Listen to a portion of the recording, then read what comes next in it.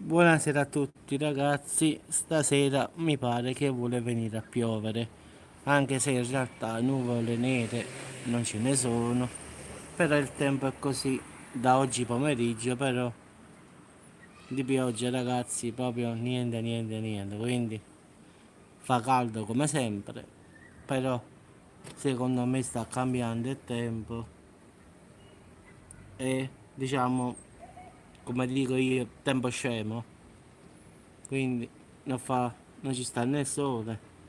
Non piove, però sta una via di mezzo, però mi sa che a finale qua non piove lo stesso. Anche perché le nuvole non è che sono cariche, cariche, sa, quelle là belle nere, no. Queste sono nuvole sceme, bianche. Quindi avevano detto che oggi pioveva, ma devo mandare un'email a questo che fa le previsioni per dire basta, datti all'ippica, cambia mestiere. Ogni volta che questo dice viene a piovere, puntualmente non piove. Quindi quando dice che sta il sole piove, devo fare l'incontrario quando faccio i video. Quindi ragazzi il tempo è così come vedete, tutto ste nuvole strane, però manca un po' di vento, zero.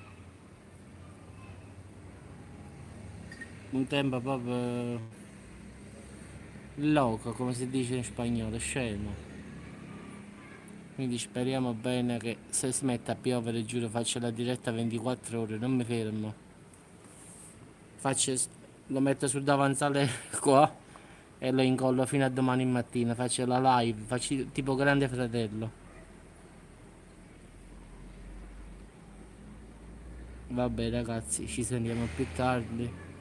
Sperando che faccia la diretta della pioggia, ma poco ci credo.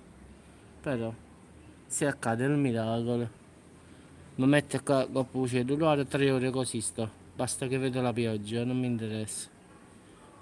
Faccio la nottata col cellulare in mano, basta che piove. Vabbè ragazzi, ci sentiamo dopo, mi faccio un bel caffettino, tanto per cambiare.